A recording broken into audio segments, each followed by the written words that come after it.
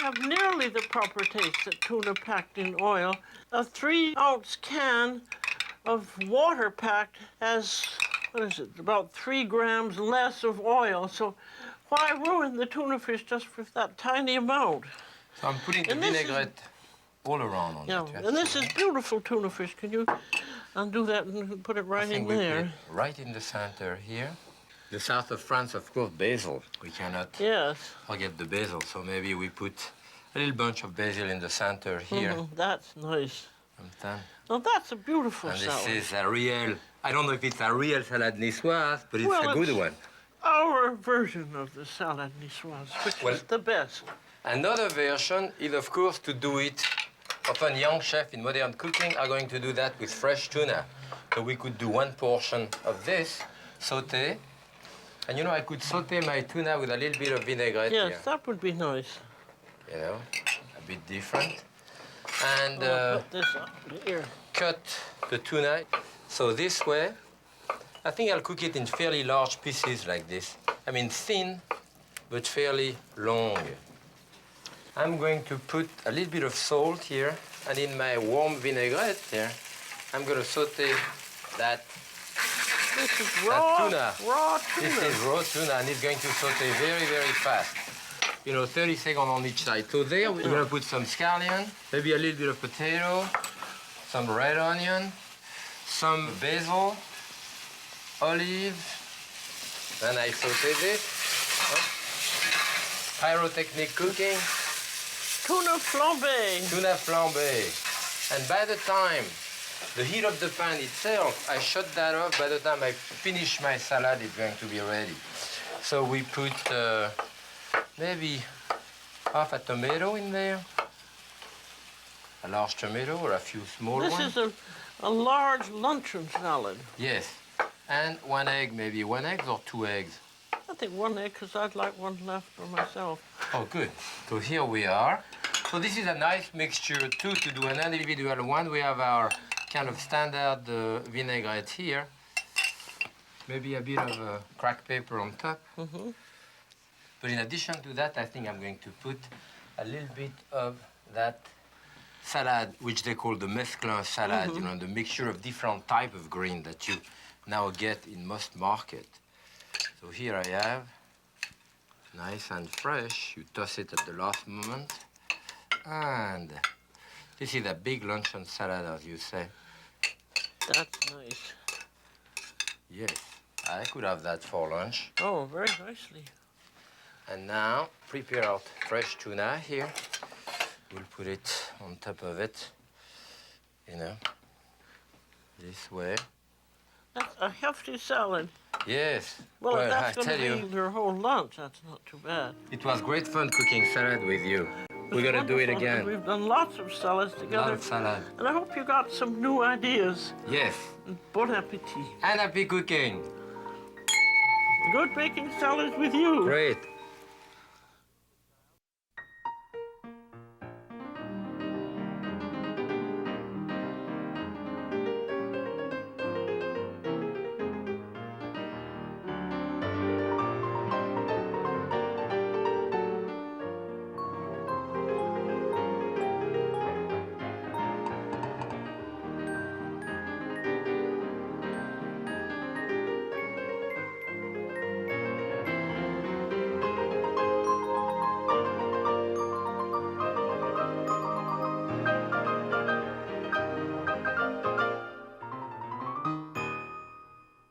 A presentation of KQED San Francisco.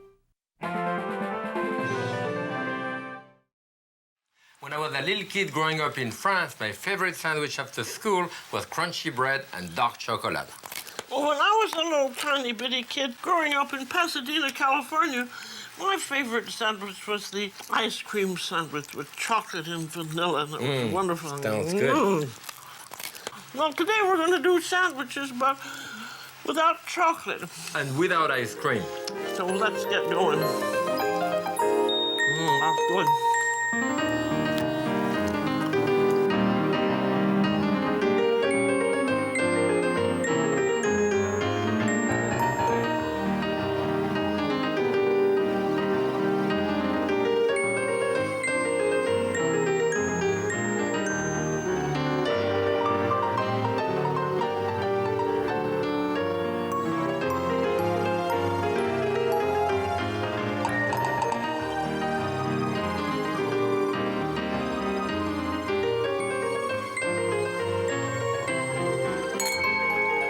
Happy cooking.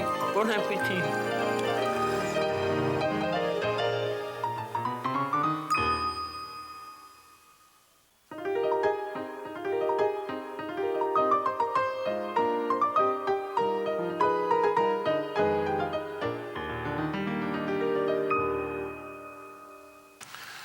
Well, here we go on our sandwich show. I'm going to do a croque monsieur. That's a ham and cheese sandwich. And I'll do a croque madame, A croque madame. which is Good. the cheese with chicken. Well, So- we'll start out with Bread. nice white bread. And I'm going to put a little mayonnaise on. How do you start yours, Jacques? No, I just put some butter on each side. Just butter. Yes. So I put butter. And are you cooking that in a skillet? Well, you'll see. Oh, good, okay. I'm going to put a little bit of mustard on each. I'm going to cook mine in the oven. In the oven. Yes. I'm going to finish mine in the oven, so I hope you'll leave me a little bit of room. There'll be some room. Oh, I don't need too much. I'm putting a piece of Gruyere here. I like some Gruyere, too. Nobody knows the origin of the name croque monsieur. It seems to have been French, don't you think? Well, it sounds like It didn't appear till about in the 1900s. Oh, yes?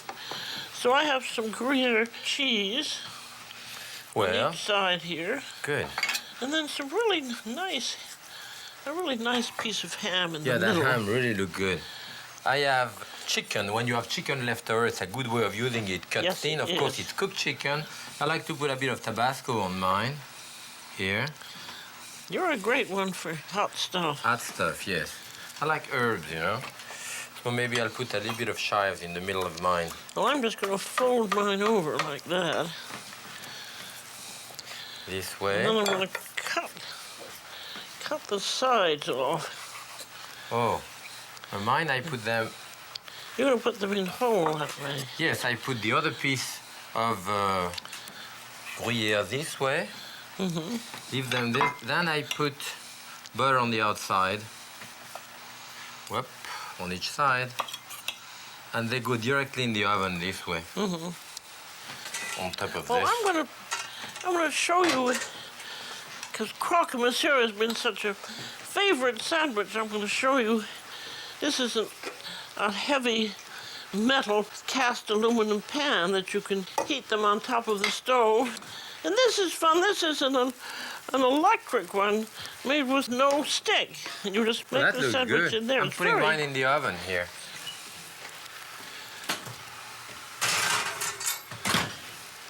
That's very nice. But I'm going to do it in the kind of a more traditional way of sautéing it in clarified butter. Clarified butter's where you've melted it and you spoon it off the milky residue at the bottom of the pan. If you do that, then the butter won't burn. It's that milky residue which burns and speckles. While yours is cooking, you're going to saute it in there. I'm going to start on lobster roll on this side. Good. And I'm using those hot dog rolls. You know, when I work at Howard Johnson, we used to have a lobster roll and it was done in there, you know. So we're going to have the real Howard Johnson one. Yes. That's so we're going great. to saute that into butter. And what I have here, we're going to do 2 lobster rolls, one cold, one hot. And I have lobster pieces here just in melted butter. You have to eat them up slowly so they don't get tough. Now I'm going to put my sandwich Good. in here. And that's cooked. Do you press it as it cooked? I will press it down a little bit. Uh-huh. So that just has to brown rather lightly on the other side. Good. So I continue with mine. I'm putting some cracked That looks pepper awfully here. good. That's all butter in there. Yeah, cracked pepper and lemon juice. And this is the way they did it at Howard Johnson. The way I remember it. Yes. I hope they still do it that way. No, I doubt it. And I'm going to add a little bit of tarragon, which probably wasn't there, but I love tarragon. Here it is. And just keep it warm this way, just until you put it I'm into the turning bread. my sandwich now, but you have to be very careful that you don't get it brown too much on the bottom. Well, I'm going to turn the lobster roll, which are nice and I think brown. that's a good idea, browning it. I like that. On both sides, you know. So it kind of warm up the center, but it stays soft in the center. Now this is interesting. When you do it in the frying pan, the cheese never melts. I've looked this up over a lot of places, and nobody had a good idea except an old copy of Joy of Cooking. And she said, put it in a 300-degree oven, which means that you can make a whole lot of these, put them on a cookie sheet, and then put them in the oven, and the cheese would melt. This only needs 3 or 4 minutes. 3 or 4 minutes, okay. Well, mine is cooking all right in there We'll too. try to remember. Now, we go on with the cold lobster roll, and here they are ready now on each side, and I want to keep them right here. They're nice, warm. So, this one here, I thought we put the lobster. You want to give me a little bit of mustard and a little bit of mayonnaise in there? I like to put a little bit of ketchup also. She's like a cocktail sauce, you know, a little bit. And I'll do a little bit of celery, chopped celery in there. Not much, 1 or 2 tablespoons maybe at the most. I'll put about 2 tablespoons of mayo in there. Okay, here it is. I think maybe I'll give you a little bit of shallot or onion, you know. This is much nicer and fancier than the ones I've usually had. Well, no, along the sea, you know, in Connecticut, we have that. It's kind of classic in summer. I don't know if they put shallot, maybe Well, not. have it up in Probably Maine, a bit of but onion. up in Maine, but they don't put as many nice things as this in it. That was wonderful. Good. There you are. And cracked pepper. Cracked pepper all the time. I think we probably should taste it. Yes. To extend it, what we do is a little lemon. bit... Lemon, okay. That's a good idea. I had lemon somewhere here.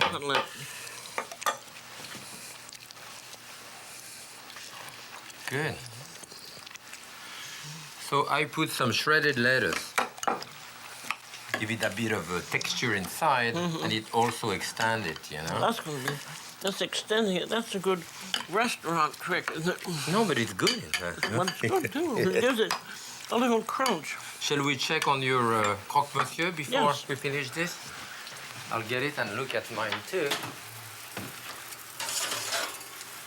Yeah. Oh, this is hot, so I won't put it on this. Yes, the cheese is... I think cheese is melted enough. How about yours? More mine will take another 10 minutes, you know? No, but let us plate mine and we'll see how we like it. I think this is very rich. You could actually serve just one. One would go for 2 people. Yeah, look at that. That looks beautiful. That's lovely. Or you could make a lot of them and cut them into quarters as an hors d'oeuvre. That's good. Now we're going to do the cold lobster roll, and this is the one with the lettuce right in the center here.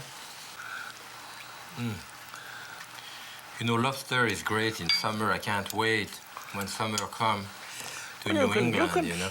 Serve them in the winter times. In the winter too, but the lobster are expensive in the winter, much more than in summer.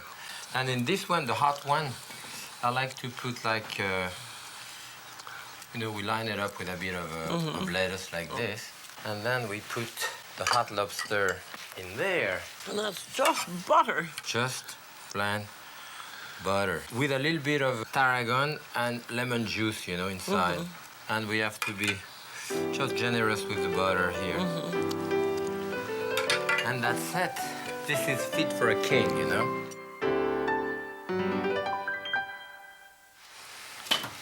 Well, Done. they look good now. I think they are ready. It's an easy way to doing it also when you have a whole tray, you know, of it for a party. You do them this way. And I like to trim them after, you know. I mean, if you want to be fancy, you don't have to. What's nice to it? But trim like this, I would put them this way for hors d'oeuvre, you know, to pass around, you know. To pass with le cocktail. Yes, with the cocktail. So we can... That looks very nice. I think this... You know, this is an easy thing to do on a hot hors d'oeuvre, you know, that people don't think of doing. And as I said, with the croque... Madame asked what are the croque monsieur. You know, you would want to do this. So this is it for our sandwich.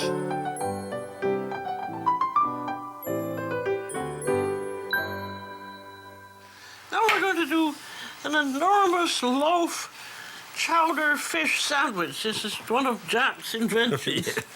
So what we're going to do, this is about a day-old bread. And what you want to do is to cut the top to do a shell, you know. Here. And this, you look at that, how nice it is inside, you know. I just cut it this way.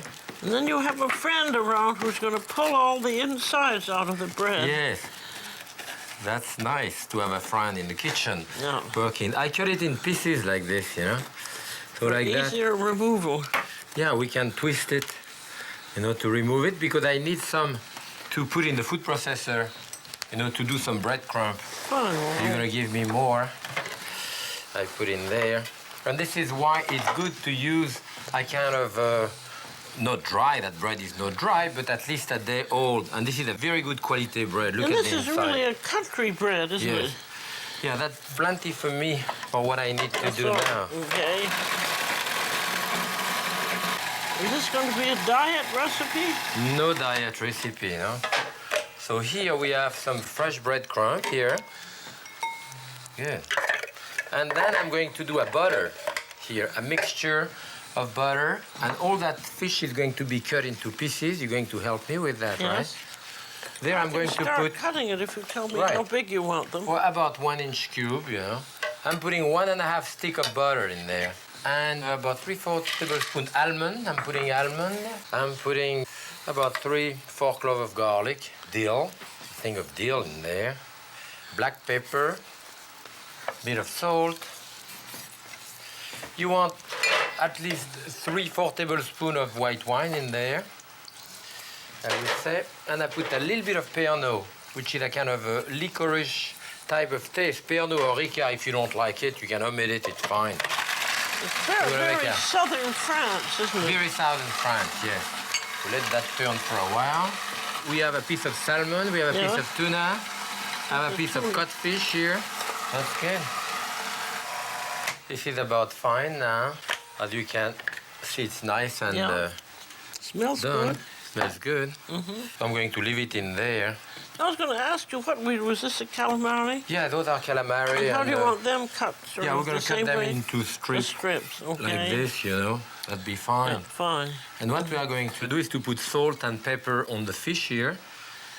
And for the time being, I'm going to start by putting about a third of the butter, spraying it all around, you know, in the bottom. I'm looking at that bread.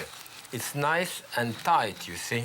There is no hole. I don't want Yes. it crack open because it may seep out a little bit, you know. We have wild mushroom here, and the wild mushroom can be chopped coarsely. I think they're about fine here, but chop them a little bit. You could put about anything you wanted in this. Just about, yes. Yeah. I mean, not banana or stuff like this, but... No, but Okay, did you put seasoning on top of this? I did not. Nope. Okay, you want to put some salt there? Okay, on everything. Pepper. No. Now, we put... I can mix the fish or arrange it separately, but you see we're going to put a layer of different color fish here. It looks good, right? It's particularly that it's nice, fresh fish. Yes, tell you. Some mushroom. You know, a bit of mushroom. You could do this with chicken, I guess, too. couldn't Yeah, you? absolutely, absolutely. And With then chicken. it's an idea for you to take off on. Yes. And then I'm going to put a little more butter. Okay. And then at that point, maybe the rest of the fish. I somehow can't imagine how it's all going to turn out. Well, we're going to find out. We'll see. Yes. And on top of it, now what I want to put is actually, you know, the breadcrumb that we add at the beginning from the inside of the Yeah. bread. You know, I'm going to put back on top and press it a Is little this bit on top. your recipe or a traditional one? No, this is sometime that we did at home. I forget even why, you know, and I've done different interpretations of it, you know, because Sort of a Lyonnaise it's dish? fun to do. No, it's Connecticut dish. Oh, a Connecticut dish. Okay. And now I would say again, probably about 1/4 cup of a good dry white wine, you know, that I want to put on top here to moisten the top. And that's it. Now it's ready That's it. to go into the oven. What's the oven temperature? Well, I would cook that around 375, 400 degrees. No. It's going to take a while, you know, at least 30, 40 What do you think, minutes. about an hour? Well, maybe not an hour, but close to. Yeah. See. Well, we'll Okay. be looking at it. This is an enormous sandwich inspired by the south of France. It's called a giant pain bagnat. Yes, a type of pain bagnat, which really means bathed bread, you know. Bagnat means a bath. And so in the south of France, they do that. And It's they press bathed in olive oil. bathed with And olive when oil you and all eat this. it, they say it isn't any good unless the oil comes down and falls off your elbow. Yes, that's true. That's wonderful. So this, you know, This you is can. great for a big party. Yes. We're going to show you how to make it from top to bottom. Yes, let's start making the pain bagnat then. So we start with one of those nice focaccia type of flat bread, and you cut that the same way you cut a cake, you know. Don't turn your knife, but turn your hand like this. To cut all around until you find your first cut. There you are. And we start with, I put a little olive oil on it. okay. But this will be the top. I'm putting the vinaigrette in it. Yeah, Okay. but I think we need a little So oil, maybe too. we don't have to put the vinaigrette. Maybe Oh, we we just should put have- a bit of we have the a, vinaigrette too, I think. okay, one layer of lettuce. So you want to do a little bit of vinaigrette there? Fine. And after that, I'm putting some brie cheese here, you know? And I'm going to, This is kind of a Lyonnaise version if you of want, of the Marseillaise. I'm going to trim a bit the outside of the cheese.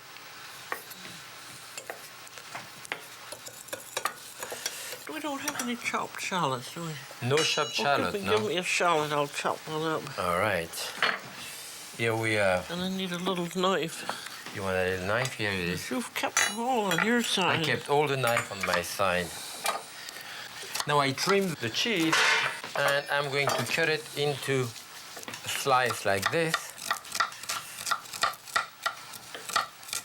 So I'll put first the cheese on top of it here like this. Yeah, That's it. a good idea, having the cheese in. Yeah, that gives, of course, some richness to it. So on top of the cheese, I think one large tomato is going to be enough.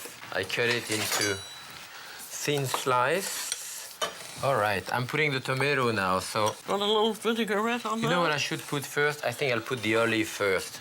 See, and those Oh, are those pitted. are the Niçoise olive. Yes, pitted black olive. Oh, like they're this. lovely. Yeah, like that they can wedge in between the cheese and all that. I'll put a little bit of vinaigrette on. Well, you can put some on my tomato. Yeah. That's it. That looks good already, right? I think we should salt the tomatoes a little bit.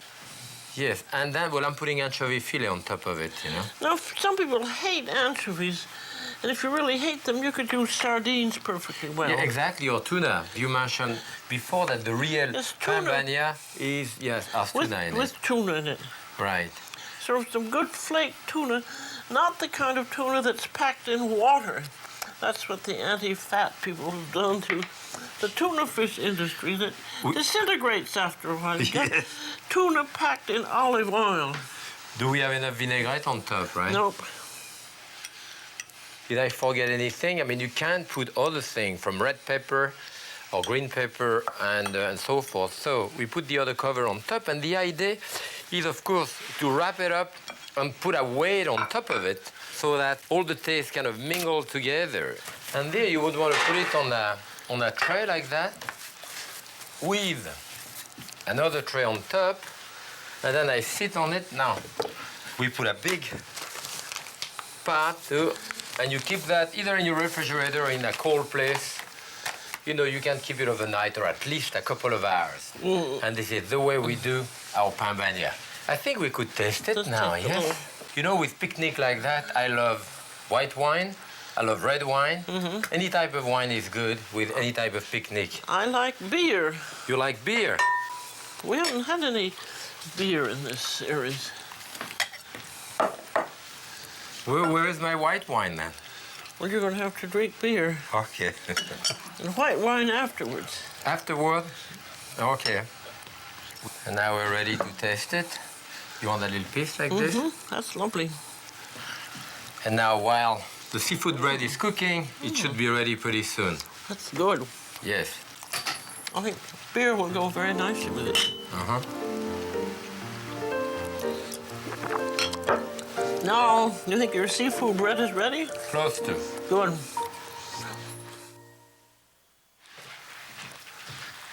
There's our great fish loaf. Yes, we That got looks that. marvelous. Yep. Yippee-yi-hey. This is a big sandwich, huh?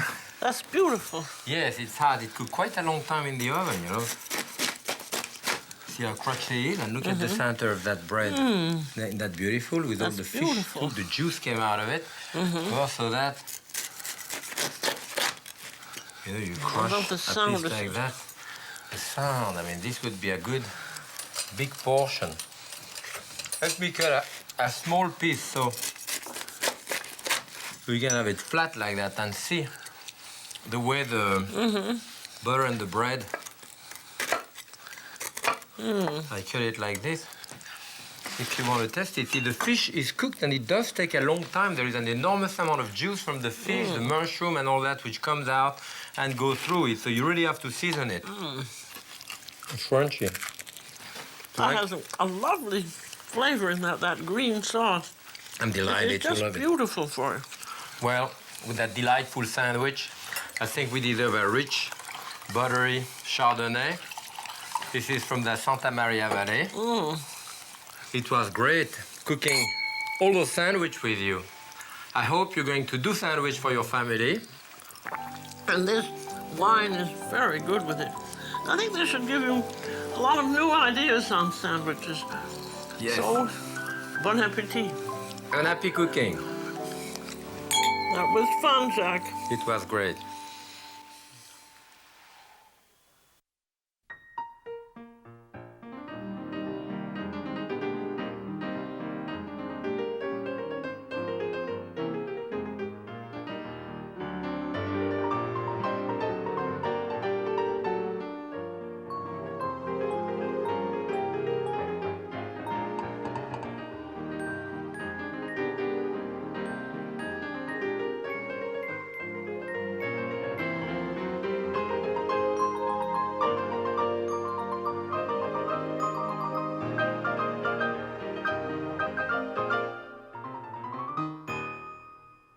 A presentation of KQED San Francisco.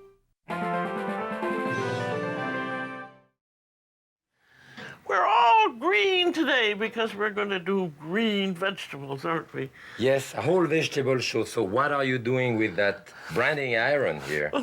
Well, this is a trick my old French chef Max Bignard taught me. This is to keep the water boiling after your beans go into it. That's So great. it's iron. And that's pretty good.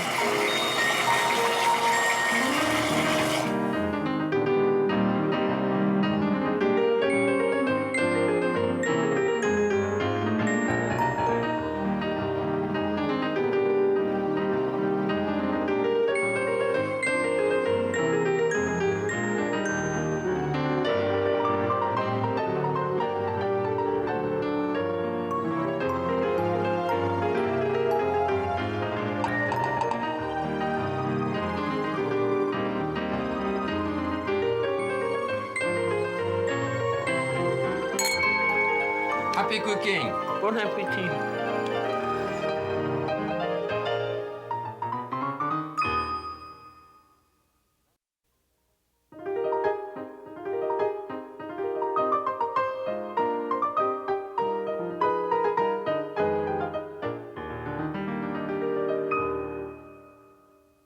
Well, we're going to start out with mushrooms.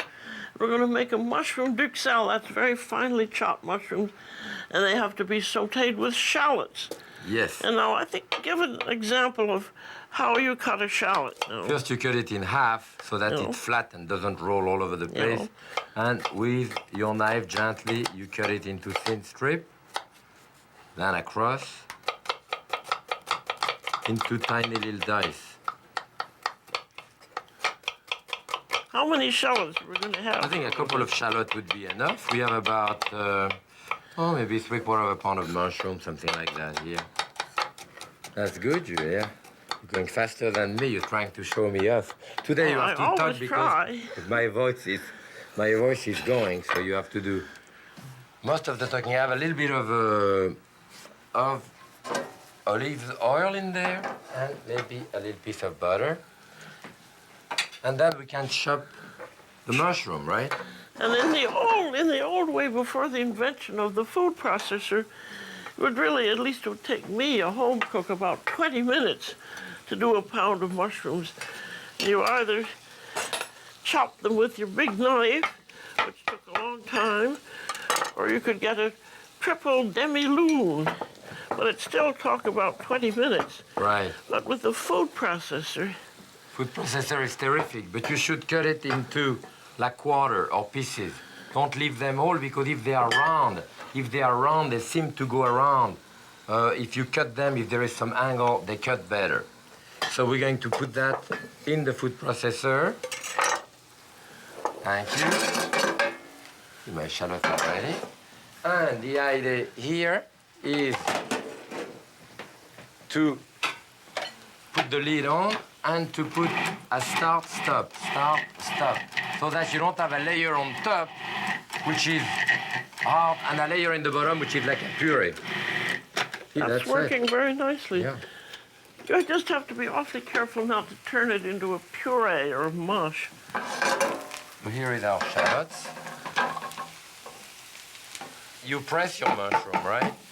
In some cases, you may want to squeeze the juice out, which you don't do. I don't do it, no.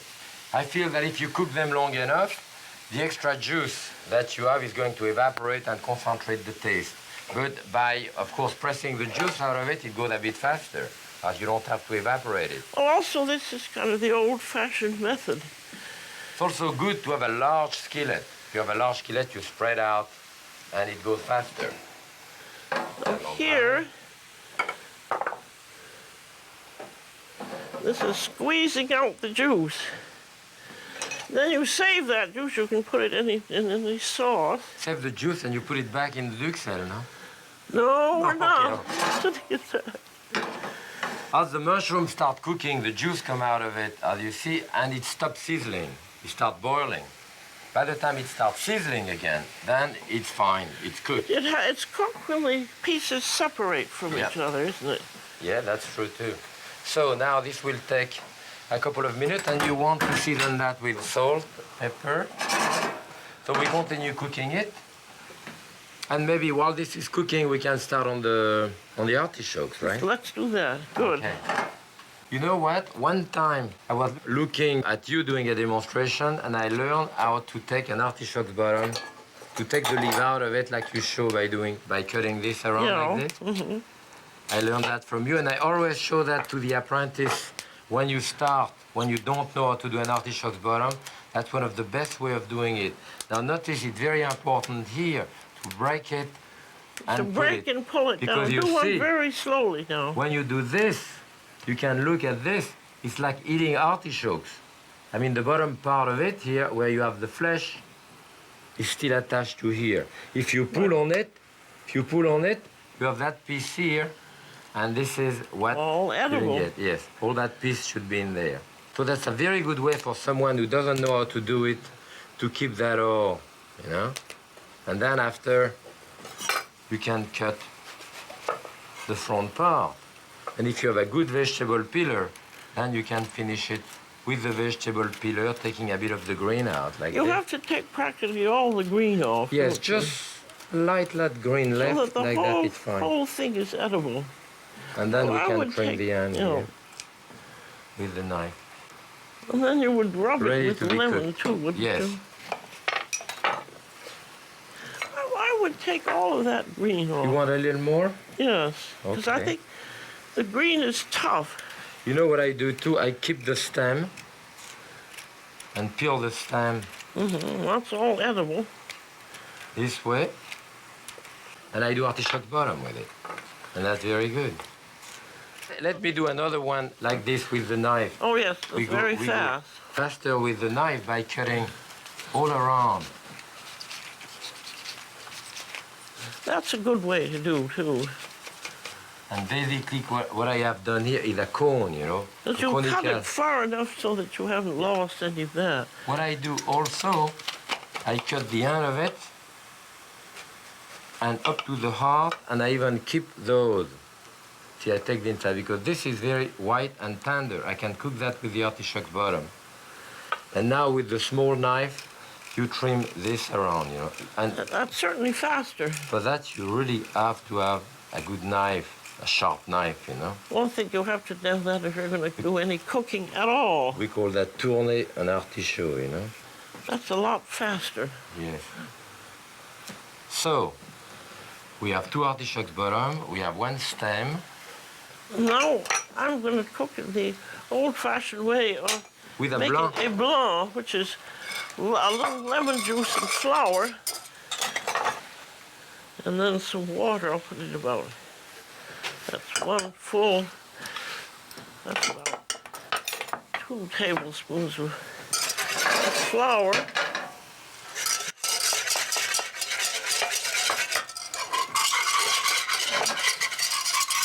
And that's just to count to the boil with a little water in it. Cauliflower used to be cooked in a blanc. Your duxelle is reduced, it's brown, and you can hear it sizzling now. But the pieces haven't come apart, so it's not ready yet. Do you want to put a little bit of Madeira inside? No, but that's not cooked yet, is it? So close to it. While this is starting, then I'm going to start on spinach. Leaf spinach. We have some frozen leaf spinach.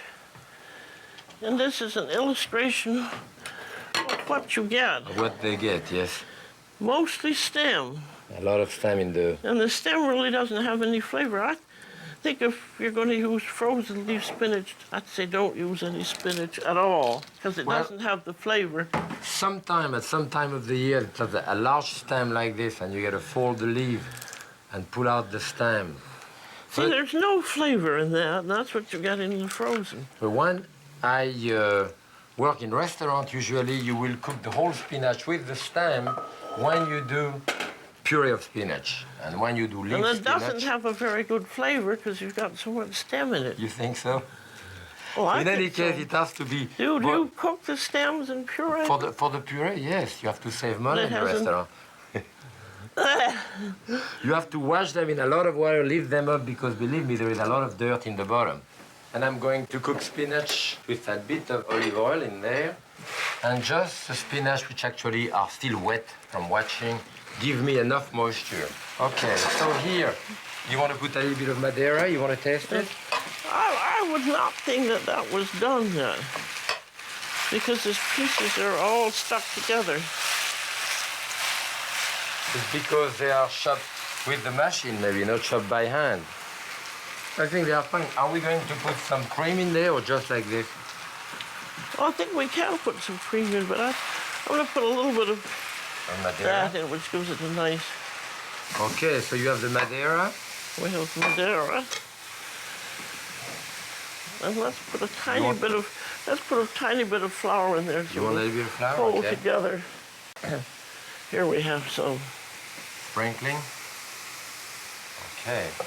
So now we have And then we're to gonna cook get the that. flour a little bit. Yeah. Are we ready for the cream now, you think? If you want any. Well, I think it'd be nice. Okay. So, that much. And the flour, of course, will make a kind of white sauce with the cream. And then it'll all stick together nicely from the artichoke. Good. The spinach, I think I'm just going to leave them salt, pepper. Well, let's see some of our cooked artichokes. I'm going to put these, I kept rubbing these with lemon. Yes. I'm going to put these in the blanc here and let them cook. Now, we have 4 artichokes here. So we're going to stuff 2, at least, with the duxelle, which now is totally cooked. But And delicious. I tasted some. You and tasted it was it, huh? very, very good. Shall we put a little bit of breadcrumb on top of this? Yes. And that goes into the oven. Now the other one, I have the spinach here. I put a little bit of Parmesan cheese inside. So I want to see if it's bitter or not. What do you think? It's not very tender, It's but not? it tastes okay. I think that old-fashioned way of Boiling it. boiling it and squeezing it, you get think that- it tender and you don't get that slight bitterness. Hmm. But you'll do it either way. I mean, in a more modern way, I tend to do it this way with less loss of nutrient and... We don't care about nutrients, we care about care it, yeah. about Okay. taste. Yes, but when you can Totally. have both together, you know? But it's still a little, it's not very tender and it still has a slight bitterness to it. I think doesn't it's it? very tender. It's very... Maybe you have sharper teeth than I do. Okay, so maybe here I'll mix a little bit of Parmesan cheese and breadcrumb to put on top. And if it's already warm like this, under the broiler for 5 minutes should be enough. Good. Here we are. They're nice and brown. Those look very nice, Jack. Yes. Those look lovely. I think that make a nice garnish. How Oh, are very you? Are they lovely. cooked there?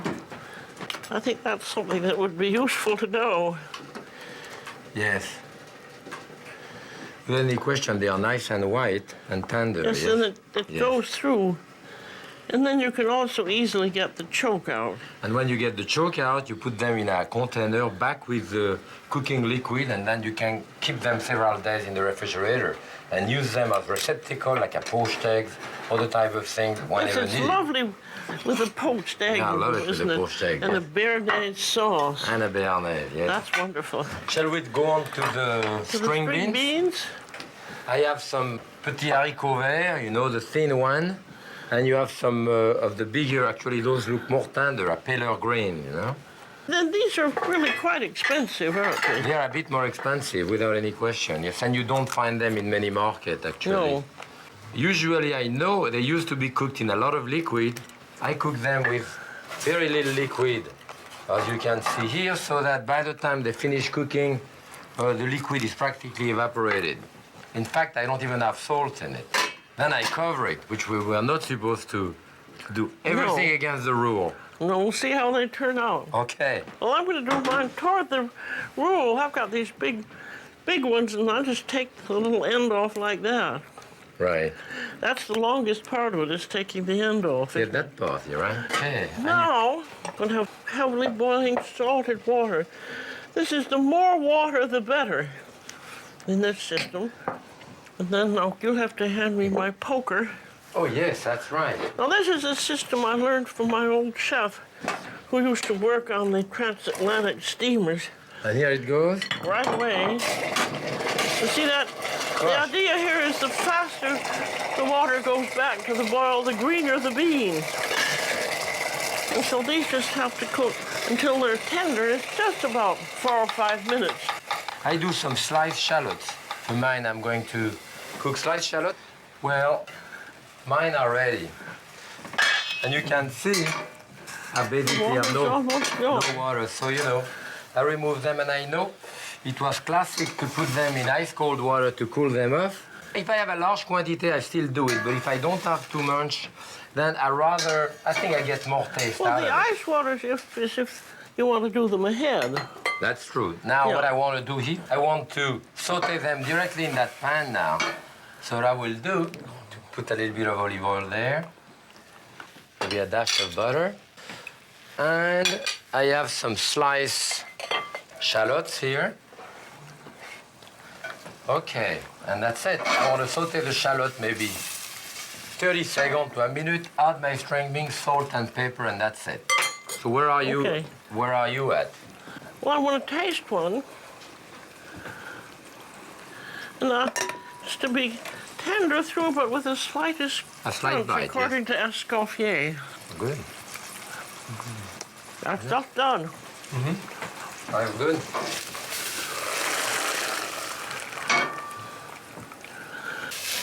Well, mine are greener than yours. Well, mine has a different type of grain. Yes. So what are you putting in there? A little bit of I'm butter? just going to put in a little butter here. And how much butter depends on how you feel about butter, doesn't it? Well, and you don't never put in the salt until you're going to serve them, because the salt takes away the green.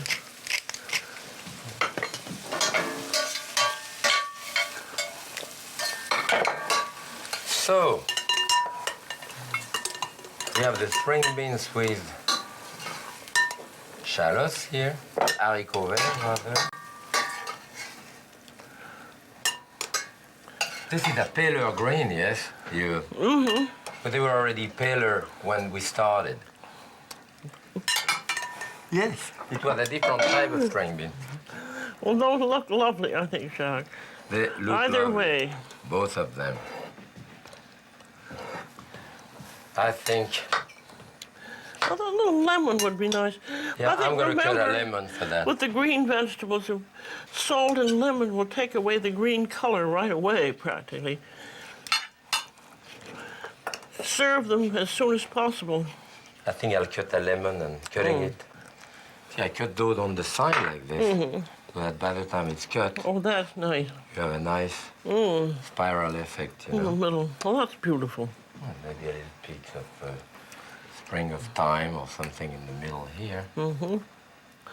It's nice we can get fresh herbs now. Yes, isn't it's it? incredible. Beautiful. Well, we have quite a bit more to do on Yeah. our vegetables, so let's get at it. We're going to do garden peas. Petit You pois. practically don't see any peas anymore. Why is that? Frozen ones, I never use them at You all. know, I like the frozen one actually. I mean, fresh is always better.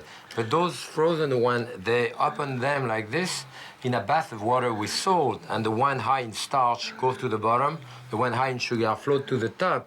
When you buy those frozen, you should buy the tender, tiny peas, and those are the small ones in the pod. And those are just, I think they are pretty good. When you don't have any choice. In the frozen vegetables, probably my favorite. Pick something else, I would say. Right. Okay, I have my wonderful old chef, Max Bignard, and his method for store-bought peas was you put some butter, a little butter, Directly in the raw peas like this? yeah, and I'm gonna put in a little tiny bit of sugar, about like that, and some kosher salt, and then you rub them together and bruise them With the butter and all? with the butter with your bare hands, Why would you want to bruise them? because that's the way They've been mean to that's you? the recipe, That's the recipe. and Good. it really works. So while you're bruising your pea, I'll start mine. All right, you And I start have yours. about two and a half cup of peas here. And I'm going to put tiny pearl onion, about 2 dozen of those. I'm going to put about a cup of water. I put some sugar in it, a tiny bit of sugar. I'm stealing some of your salt, That's okay. a tiny bit of salt and pepper. And I'm going to put a little piece of ham in it. And I like really that country type ham. You know, this is a thick slice from the supermarket. I remove the fat here and cut that into about inch pieces, not even inch actually, maybe half inch. That's it. I That's very good ham too, Petit isn't pois it? paysan, yes, country style. And in this here, with a dash of olive oil No butter. and a dash of butter. Yes, I put a dash of butter because what will happen here, we're going to finish cooking it until there is no more water, and then it will glaze with the butter and a little bit of the sugar.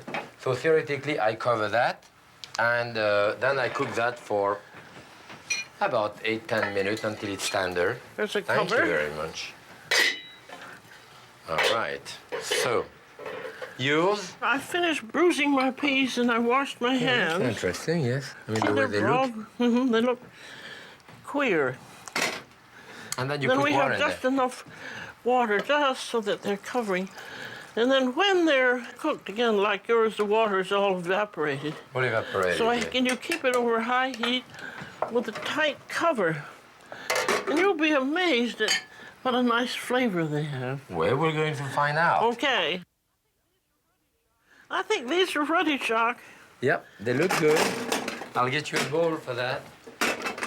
I want you to have to taste it now to be sure you think those are done. Yes. They're nice and tender. And that really Okay. works awfully well for old peas. Beautiful fresh peas like this. Look at that. And cooked enough. And the nice Mine- thing, doing it this way, you can do it a little bit ahead. I mean, look at yours. Mine are cooked too. You see, there is Those very are little lovely. liquid left in the bottom of that pan. Just a little bit. So, this is what basically you want. And in a sense, you know, it's pretty similar to what we did. That good? Both very good. I think the ones that get beautiful, fresh vegetables, carefully cooked. They don't really need anything else. I love vegetables like this. Rather than often you go to a restaurant and they dip them in hot water. And they have no flavor. Right. Well, that's it for vegetables today. And happy cooking. And bon appetit. Have a good time.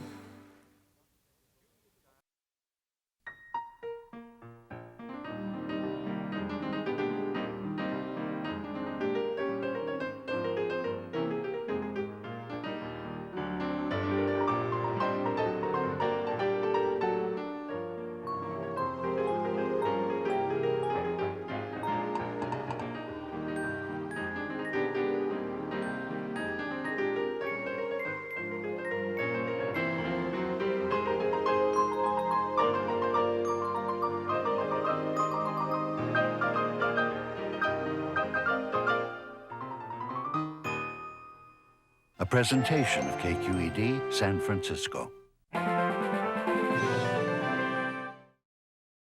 Look at all that stuff here. It's like cooking in concert. It certainly is, and being a cook is very much like being a great orchestra conductor of blending everything into a marvelous cacophony. Would you call it that? Yes. So we're going to conduct two great dishes for you today. A classic pot roast, a braised piece of beef. And the famous beef burgundy. Well, let's get started. Yes.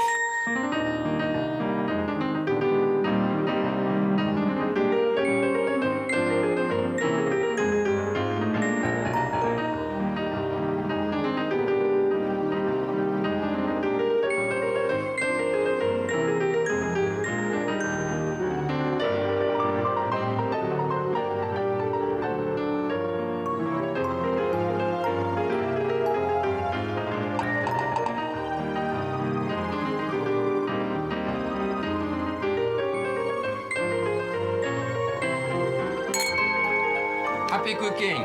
Bon appetit.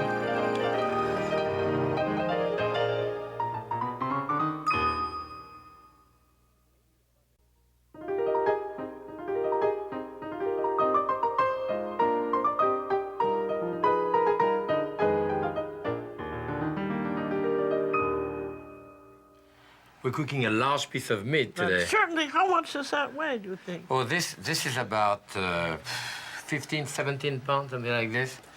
And it does take a long time to cook, but it's not really much work, No. right? You put it to cook. The pot roast with that, this is part of the bottom round. And the bottom Now, where round, the bottom round? Show. the bottom round is the lower part of the leg here. Yes, Yeah. good. I think Won't it's show you nice for anything. us. Yes. It's nice for us to know about where they come from. And there is two pieces. There is another piece here, that which is long this way, which is called the eye round. And sometimes for pot roast, you take the eye round or that part which is called the flat. I like that one better. And we're going to cut a piece about 5 pounds. Which Yeah. will serve, well, Look at what that. about, This will is that serve quite 10, lean. 10 That people? would take 10 people, yes, in those Yeah. areas. Yes. And what I'd like to do is to take most of the fat out of it and to brown it nicely all around into one of those heavy, you know, this is enamel cast iron, and those type of pots you can bring from the stove to the table, you know, it's nice. And they cost a fortune now. They cost more than. Now, can I borrow a bit of your oil? You may indeed. So you want to put just a little bit of vegetable oil to brown it. And in fact, by the time it finishes browning it, I will pour whatever excess fat there is, I will pour it out. So we continue cleaning that up. It has to cook what we call braisé, you know? Well, braise means that you brown it first and then you cook it in a liquid. And this is the method that you use for tough pieces of meat, like the leg and the shoulder and so forth. And it's a lovely way of cooking because the liquid and the meat exchange flavors. It takes you quite a while with it. This is tough. This will take, heavens, several hours, but it's unsupervised cooking. You can start it, go out and play tennis, and come back, and it may be done. That's it, or burn. No, it will be done. Okay, I'm going to put a dash of salt and black pepper around and start browning that all around into my big cocotte there. And so what now are we doing on this side? We're going to do the beef bourguignon, which is just a beef stew. And I like the chuck, but I like to take the chuck and cut it off in its natural separations. I want another boning knife. You want this one? You took mine. I took yours. It was But the sharpest. don't you think this is a good idea of Following. cutting it into its separations, because then they Absolutely. cooks more evenly. Yes. You cannot have a piece of meat which is too lean, too flat, like the piece of pot roast that I'm using here. For the beef burgundy would be dry. You need a piece of the shoulder like here, or then just below the shoulder, the chuck that you have here, or the shank. Any of those are very moist because the mixture that you see in the middle here is really gelatin. And you get yes. like transparent and very gelatinous at the end, and that's very good. I take the fat off. Take the fat This off. is all going to be brown too, so we'll brown out the fat. Shall we start your pot? All right. Now with this, we're going to brown it, but I'm going to do the classic way of browning it in some blanched salt pork or bacon, which is here. This is salt pork, but you want to get the salt out of it. So you drop it into boiling water for about 5 minutes, then drain it. I like that You want to give oil. This gives that little extra bit of flavor. And I think one of the reasons this is such a famous recipe, this beef bourguignon, that has such a delicious flavor to it. And again, this is very easy to make as soon as you get through with the preliminaries. We How's get yours mine doing, here. Jack? It's brown on one side already. Yeah, that's nicely. lovely. And again, because the heat transfer is pretty good, the pot is thick enough, and it gives me an equal heat, so I have nice crystallization of the juice, you know, of the sugar, and I want to brown that all around before we put the liquid. In the garnish of my pot roast, I'm going to put, for the time being, because first I cook it for a good 3-4 hours, very low oven, and after that I put the different vegetable in it. So, but to flavor the meat, I want a bit of onion, I want a couple of bay leaves, I put here, I want some fresh thyme, which I have there, and tomato. All of this is going to go in my pot roast. Now let's see, it's brown on the second side. I brown it here. Jack, I'm going to say that these are brown enough. It's brown to enough? brown the beef. Oh, good. Let's dry the beef off in paper towels there. Yeah, it's pretty dry, huh? Is it? Yeah, we just cut We it. need to salt and pepper it a little bit. Well, that can go right in here now. Can you do it in one layer, you think? I hope so. If not, we'll do Not it in overlap, because if it overlap, it starts two. It'll steam with us. steaming rather than browning. So you have a place for another one here, another one here. That's it. That's just enough. Everything is If it just steams, all the juices start burning in it, and it's not doing what it should. I'm putting your garnish in there then. The carrots, onion, a whole head of garlic, a couple of bay leaves, and a couple of pieces of thyme also. Oh, you can see with mine here, I'm turning it over. And the browning of the meat gives flavor, and it also